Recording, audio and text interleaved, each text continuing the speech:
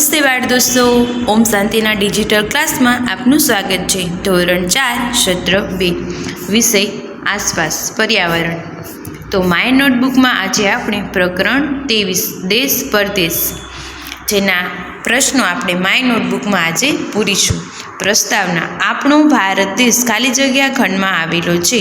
તો આ તો તમને બધાને ખબર હશે, આપણો ભારત દેશ કયા ખંડમાં આવેલો છે? એશિયા ખંડમાં। પ્રશ્ન 2, એશિયા ખંડ એ દુનિયાનો સૌથી મોટો ખંડ છે। આ વિધાન સાચું છે। આપણો એશિયા ખંડ રહ્યો એ દુનિયાનો સૌથી મોટામાં મોટો ખંડ છે, એટલે આ વિધાન સાચું છે। પ્રશ્ન 3, એશિયા ખંડમાં ભારત સિવાયના કયા કયા દેશો આવેલા છે? તો એશિયા ખંડમાં ભારત સિવાય ચીન, Afghanistan, Sri Lanka, Nepal, Bhutan, Bangladesh, Myanmar, UAE, Thailand, Malaysia વગેરે દેશો આવેલા છે। પ્રશ્ન 4, નીચેનામાંથી કયો દેશ ભારતની પૂર્વે આવેલો છે? પૂર્વ દિશામાં કયો દેશ આવેલો છે? ભારતની પૂર્વે આવેલો છે। તો પાકિસ્તાન, નેપાળ, મ્યાનમાર કે શ્રીલંકા? તો કયો આવેલો છે? મ્યાનમાર। પ્રશ્ન 5, નીચેનામાંથી કયો દેશ ભારતની દક્ષિણે આવેલો છે? ભૂટાન, ચીન, અફઘાનિસ્તાન કે શ્રીલંકા? ભારતની દક્ષિણે આવેલું છે શ્રીલંકા। પ્રશ્ન 6, ચીન ભારતની કઈ દિશામાં આવેલો દેશ છે? ચીન જે છે એ ભારતની કઈ દિશામાં આવેલો છે? ઉત્તર, પૂર્વ, દક્ષિણ કે પશ્ચિમ? તો ઉત્તર દિશાએ આવેલો છે। પ્રશ્ન 7, UAE ભારતની ખાલી જગ્યા દિશામાં આવેલો દેશ છે। તો UAE એ પશ્ચિમ દિશામાં આવેલો છે। પ્રશ્ન 8, અરવિંદ કાકા ખાલી જગ્યા શહેરમાં નોકરી કરતા હતા। અરવિંદ કાકા હતા એ કયા શહેરમાં નોકરી કરતા હતા? તો અબુધાબી શહેરમાં। પ્રશ્ન 9, જીલના પિતા તેમના ભાઈને લેવા ક્યાં ગયા હતા? બસ સ્ટેશને, વિમાન મથકે, રેલવે સ્ટેશને કે બંદરે? તો વિમાન મથકે એટલે કે એરપોર્ટ લેવા ગયા હતા। પ્રશ્ન 10, ભારતમાંથી લોકો પરદેશ શા માટે જાય છે? તો ભારતમાંથી લોકો ભણાવવા, ફરવા, ધંધા વેપાર કે નોકરી માટે પરદેશ જાય છે। પ્રશ્ન 11, અબુધાબીથી વિમાનમાં આવવામાં લગભગ ખાલી જગ્યા સમય લાગે છે? અબુધાબી જે છે ત્યાંથી આપણે વિમાનમાં આવીએ તો કેટલો સમય લાગે છે? તો લગભગ 2 કલાક જેટલો સમય લાગે છે। પ્રશ્ન 12, અબુધાબીથી ભારત આવવા હવાઈ માર્ગે ઝડપથી પહોંચી શકાય છે? આ વિધાન સાચું છે। જો આપણે અબુધાબીથી ભારત આવવા આપણે હવાઈ માર્ગે આવી એટલે કે વિમાનમાં આવી તો ઝડપથી પહોંચી શકાય છે, એટલે આ વિધાન સાચું છે। પ્રશ્ન 13, જીલ શાળામાંથી ક્યાંના પ્રવાસે ગઈ હતી? મુંબઈ, આગ્રા, દિલ્હી કે કેરળ? તો જીલ છે એ શાળામાંથી દિલ્હીના પ્રવાસે ગઈ હતી। પ્રશ્ન 14, જીલને જૂનાગઢથી દિલ્હી જવામાં કેટલો સમય લાગ્યો હતો? 10 કલાક, 20 કલાક, 15 કલાક કે 2 કલાક? તો 20 કલાક લાગ્યો હતો। પ્રશ્ન 15, જીલ દિલ્હી ખાલી જગ્યા દ્વારા ગઈ હતી। જીલ છે એ દિલ્હી પ્રવાસે તો ગઈ હતી, પણ શેમાં ગઈ હતી? તો ટ્રેન દ્વારા ગઈ હતી। પ્રશ્ન 16, અબુધાબી કયા દેશની રાજધાની છે? અબુધાબી છે એ કયા દેશની રાજધાની છે? કુવૈત, ઈરાન, UAE કે ઈરાકની? તો UAEની રાજધાની છે। રેતીજ હવે આપણે એના પ્રશ્ન જોઈએ। પ્રશ્ન 17, UAEનું મુખ્ય શહેર ખાલી જગ્યા છે તો કયું છે? અબુધાબી। પ્રશ્ન 18, અબુધાબીથી ભારત આવવા હેન્સીએ વિમાનમાંથી શું શું જોયું? તો અબુધાબીથી ભારત આવવા હેન્સીએ મોટા ભાગે વાદળો જોયા, પણ વિમાન જ્યારે ખૂબ ઊંચે નહોતું પહોંચ્યું ત્યારે તેણે સફેદ, કથ્થઈ, પીળા, લાલ અને કાળા રંગની રેતી જોઈ। સાથે સાથે તેણે રેતીના પર્વતો જોયા, જેને રેતીમાં ઢૂવા પણ કહેવાય છે। તો હવે તમને પ્રશ્ન થશે, પ્રશ્ન 19માં છે કે ઢૂવા કોને કહે છે? તો રણ પ્રદેશમાં જે રેતીના મોટા મોટા પર્વતો હોય છે તેને રેતીના ઢૂવા કહે છે। પ્રશ્ન 20, અબુધાબીની આસપાસ જ્યાં જુઓ ત્યાં રેતી જ દેખાય છે? તો આ વિધાન સાચું છે। જે અબુધાબી હતો ત્યાં તમે જુઓ ને તો બધે રેતી જ દેખાય છે, આ વિધાન સાચું છે। પ્રશ્ન 21, UAE રણ પ્રદેશમાં આવેલો દેશ છે? આ વિધાન સાચું છે। પ્રશ્ન 22 નીતા કાકી શું જોઈને ખૂબ જ ખુશ થઈ ગયા? તો નીતા કાકી જીલના ઘરની આજુબાજુની ગાંઠ લીલોતર અને ઠંડક જોઈને ખુશ થઈ ગયા. પ્રશ્ન 23 રણ પ્રદેશમાં વૃક્ષો કેમ ઓછા હોય છે? તો રણ પ્રદેશમાં જમીન રેતાળ હોય છે અને પાણીની ખૂબ અછત હોય છે. અહીં વરસાદ ખૂબ ઓછો પડે છે, તેથી રણ પ્રદેશમાં વૃક્ષો ઓછા હોય છે. પ્રશ્ન 24 અબુધાબીમાં વરસાદ ખૂબ પડે છે, આ વિધાન ખોટું છે. કારણ કે આપણે પ્રશ્ન 23માં જોઈ ગયા કે અબુધાબીમાં વૃક્ષો કેમ ઓછા હતા?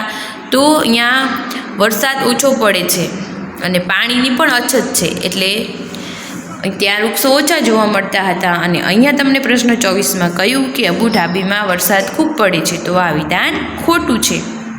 પ્રશ્ન 25 અબુધાબીની જમીનમાંથી શું ખૂબ મળે છે? કોલસો, સોનું, ખનિજ તેલ કે ડીઝલ? તો અબુધાબીમાંથી ખનિજ તેલ એ ખૂબ જ મળે છે. પછી પ્રશ્ન 26 અબુધાબીમાં પાણી ખૂબ જ સસ્તું છે, આ વિધાન ખોટું છે. પ્રશ્ન 27 અબુધાબીમાંથી વિશ્વના દેશોમાં ખાલી જગ્યાની નિકાસ કરવામાં આવે છે. ખનિજ તેલની નિકાસ કરવામાં આવે છે, કારણ કે ત્યાં ખનિજ તેલ ખૂબ જ જમીનમાંથી ખૂબ મળે છે, એટલા માટે. પ્રશ્ન 28 અબુધાબીમાં ખાલી જગ્યા પાણી કરતાં સસ્તું છે, તો શું સસ્તું છે? પેટ્રોલ. પ્રશ્ન 29 રસ્તામાં હેન્સી અને પલે કયા કયા વૃક્ષો જોયા? તો રસ્તામાં હેન્સી અને પલે કેળા, નાળિયેર, ફળસી, પપૈયા, સોપારી વગેરે વૃક્ષો જોયા હતા. પ્રશ્ન 30 ભારત આવતા પહેલાં પલ અને હેન્સી કયું વૃક્ષ જોયું હતું? તાડ, બાવળ, નાળિયેર કે ખજૂર? તો ખજૂરનું વૃક્ષ જોયું હતું.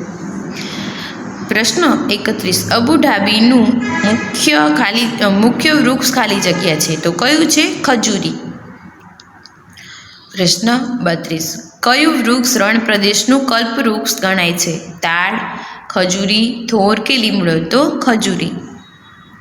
પ્રશ્ન 33 કારણ આપો. ખજૂરી રણ પ્રદેશમાં વધુ જોવા મળે છે, કારણ કે ખજૂરીને પાણીની જરૂર નહિવત હોય છે. તે ગરમ વિસ્તારમાં તથા રણ પ્રદેશની રેતાળ જમીનમાં સરળતાથી ખૂબ થઈ શકે છે.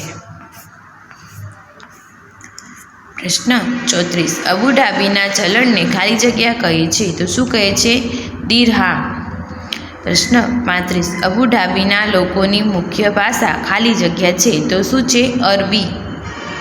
પ્રશ્ન 36 અરવિંદ કાકાએ જીનને શું આપ્યું? ભારતનો નકશો, દુનિયાનો નકશો, પૃથ્વીનો ગોળો કે દૂરબીન? તો પૃથ્વીનો ગોળો આપ્યો. પ્રશ્ન 37 અબુધાબીના બધા ઘરોમાં બારીઓ કાચની બનેલી હોય છે, આ વિધાન સાચું છે. પ્રશ્ન 38 અબુધાબીમાં મોટા ભાગે ઘરોમાં એસી હોય છે, આ વિધાન પણ સાચું છે. પ્રશ્ન 39 અબુધાબીની આબોહવા કેવી છે?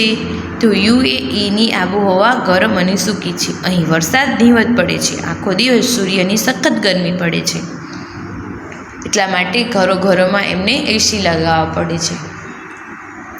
પ્રશ્ન 40 અબુધાબીના લોકો કેવો પહેરવેશ પહેરે છે? તો અબુધાબીના લોકો આખા શરીરને ઢાંકે તેવા હળવા અને સફેદ સુતરાઉ કપડાં પહેરે છે. તેઓ માથું હંમેશા ઢાંકેલું રાખે છે, જેથી સૂર્યના સખત તાપથી બચી શકાય છે. પ્રશ્ન 41 અબુધાબીના લોકો સુતરાઉ કપડાં પહેરે છે, કારણ આપો. કારણ કે અબુધાબીમાં સખત ગરમી પડે છે. ગરમીથી બચવા તથા ગરમીને લીધે થતા ચામડીના રોગોથી બચવા લોકો સુતરાઉ કપડાં જ પહેરે છે. પ્રશ્ન 42 ગરમીથી બચવા અબુધાબીના લોકો ટૂંકા વસ્ત્રો પહેરે છે, આ વિધાન ખોટું છે. પ્રશ્ન 43 અબુધાબી અને ગુજરાતમાં જોવા મળતો તફાવત લખો. તો અબુધાબીની આબોહવા ગરમ અને સૂકી છે, જ્યારે ગુજરાતની આબોહવા ગરમ અને ભેજવાળી છે. અબુધાબીના લોકો મોટે ભાગે સુતરાઉ કપડાં પહેરે છે, આખા શરીરને ઢાંકી દે અને માથા પર રીંગ સાથે કપડું બાંધે છે. જ્યારે ગુજરાતના લોકો shirt, pant, jersey, jeans, dress વગેરે જેવા કપડાં પહેરે છે. અબુધાબીમાં એકમાત્ર ખજૂરીનું જ વૃક્ષ જોવા મળે છે. જ્યારે ગુજરાતમાં લીમડો, આસોપાલવ, પીપળો, વડ, ગુલાબ, તુલસી જેવા વૃક્ષો અને છોડો જોવા મળે છે. અબુધાબીમાં કાચની બારીઓવાળા બહુમાળી મકાનો હોય છે, જ્યારે ગુજરાતમાં બંગલા, બહુમાળી મકાનો, ઝૂંપડી, કાચા મકાનો પણ જોવા મળે છે. અબુધાબીમાં લોકો અરબી ભાષા બોલે છે, જ્યારે ગુજરાતમાં લોકો ગુજરાતી ભાષા બોલે છે. આ તફાવત અબુધાબી અને ગુજરાત વચ્ચે જોવા મળે છે. ભારતીય નાણું અને અન્ય દેશોનું નાણું. તો પ્રશ્ન 44, ભારતીય નાણું ખાલી જગ્યા અને ખાલી જગ્યાના નામથી ઓળખાય છે. તો રૂપિયા અને પૈસાથી ઓળખીએ છીએ. પ્રશ્ન 45, રૂપિયાની સંકેતમાં ખાલી જગ્યા લખાય છે. તો આપણે બગડે 2 કરી લખીએ છીએ. પ્રશ્ન 46, ભારતીય રૂપિયાની નોટ પર કઈ બેંકનું નામ લખેલું હોય છે? India bank, Bharat bank, Bharat reserve bank કે સ્ટેટ બેંક ઓફ ઇન્ડિયા? તો ભારતીય રિઝર્વ બેંક, જે આપણે રૂપિયાની નોટ પર જોઈ શકીએ છીએ. પ્રશ્ન 47, ભારતીય રૂપિયાની નોટ પર કોનો ફોટો હોય છે? તો આ તો તમને બધાને ખબર હશે અને તમે જોયેલો પણ હશે. ભારતીય રૂપિયાની નોટ પર આપણા રાષ્ટ્રપિતા મહાત્મા ગાંધીનો ફોટો હોય છે. જોયેલો છે ને આપણા રાષ્ટ્રપિતા મહાત્મા ગાંધીનો ફોટો તમે બધાએ જોયેલો છે. પ્રશ્ન 48, ભારતીય રૂપિયાની નોટ પર તેનું મૂલ્ય ખાલી જગ્યા ભાષામાં લખેલું હોય છે. તો 15 ભાષામાં લખેલું હોય છે. આપણે એક નોટ લેવાની, તમારે 10ની, 50ની જે તમને લેવી હોય એ નોટ લઈ લેવાની અને એક બાજુના ખૂણામાં 15 ભાષા લખેલી હોય છે, જે તમે જોજો નોટમાં અને ગણજો. પ્રશ્ન 49, ભારતીય સિક્કા પર તેના મૂલ્ય સિવાય બીજું શું લખેલું હોય છે? તો ભારતીય સિક્કા પર તેના મૂલ્ય સિવાય ભારત દેશનું નામ છે, તે સિક્કા કયા વર્ષમાં બન્યા છે તે વર્ષ લખેલું હોય છે. ઉપરાંત અશોક સ્તંભ દોરેલો હોય છે અને સત્યમેવ જયતે લખેલું હોય છે. તો આપણે સિક્કો તમે બધાએ જોયેલો છે અને તમે જોયું પણ હશે કે આપણે સિક્કામાં મૂલ્ય સિવાય, એટલે કે રૂપિયાનો સિક્કો હોય તો રૂપિયો, 2 રૂપિયાનો સિક્કો હોય તો 2 રૂપિયા, એ મૂલ્ય સિવાય બીજું શું લખેલું હોય છે? તો સિક્કા કયા વર્ષમાં બનેલો છે તે આ સ્તંભ, અશોક સ્તંભની આકૃતિ નીચે આપણે જોવા મળે છે કે કયા વર્ષમાં બનેલો છે. તો તમારે પણ આ સિક્કો લઈને જોવાનું છે કે આ લખેલું છે એ જોવાનું તમારે. જોડકા જોડો. અહીંયા તમને અ અને બ આપેલા છે. તો અમેરિકા, એની સામે શું આવશે? તો ડોલર. ત્યાં ડોલરમાં પૈસાની ગણતરી કરવામાં આવે છે. પછી જાપાન, તો જાપાનમાં આવશે યન.